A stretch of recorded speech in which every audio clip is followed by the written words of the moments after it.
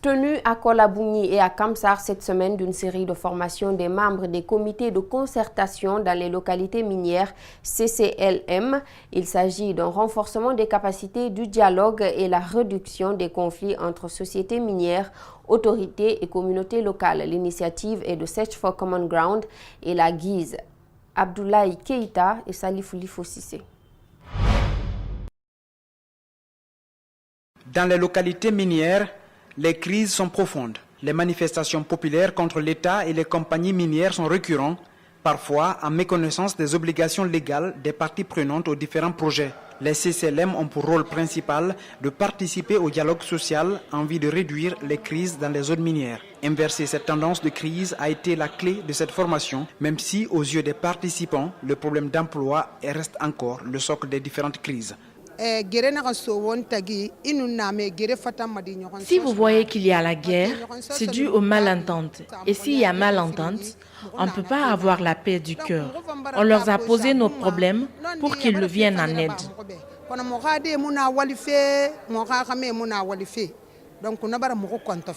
Search for Common Ground et la GIZ ont réussi à aider les participants sur les différents thèmes qui sont nouveaux et porteurs. Nous apprenons beaucoup de choses que nous ne connaissions pas. Donc vraiment l'atelier nous aide beaucoup. Ouais, les thèmes qui ont été abordés au cours de cet atelier, il y a la grève dans les localités, comment intervenir pour ne pas qu'il y ait de problèmes entre la société et la communauté. On avait abordé ces thèmes. Éteindre les feux lors des différentes crises, la mission des CCLM est grande et l'appui des autorités est promis. Le CCLM a beaucoup à faire parce que sa mission c'est d'éteindre le feu et même partir avant même qu'on met le feu.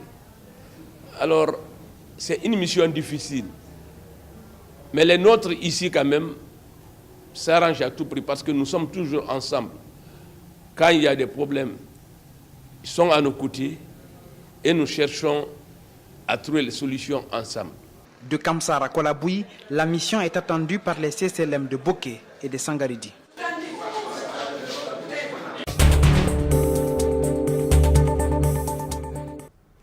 Hors de nos frontières à présent, du port de Matadi à Kinshasa, un axe routier de 350 km traverse le sud-ouest de la République démocratique du Congo, condensé des potentiels et des blocages économiques du géant d'Afrique à la veille des élections prévues le 23 décembre. Équipement vétuste, routes dangereuses, tracasseries administratives. Suivez. Créé avant l'indépendance, le port international de Matadi est l'un des rares débouchés maritimes du pays. Jour et nuit, les employés déchargent des conteneurs de produits d'importation destinés aux commerçants de la capitale Kinshasa. Depuis la création du port, peu de choses ont évolué, comme ces grues de l'ONATRA, l'Office national des transports.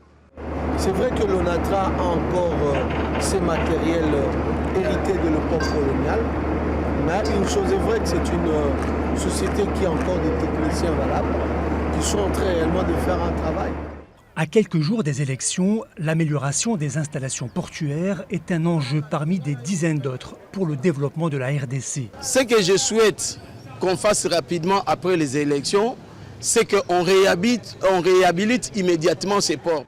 Une fois les camions chargés, ils prennent la route direction Kinshasa. En chemin, ils croisent les véhicules remplis de bois et de minerais pour l'exportation. Et beaucoup de carcasses de voitures accidentées. La route est l'une des plus dangereuses au monde. Manzeza est un petit trafiquant de carburant qu'il revend à Kinshasa. Il utilise cette route plusieurs fois par semaine. J'ai été témoin de plusieurs accidents sur cet axe. Des têtes fracassées, des corps éventrés. Des dégâts énormes. Tout ça, ce sont les dégâts que les remorques sont en train de causer.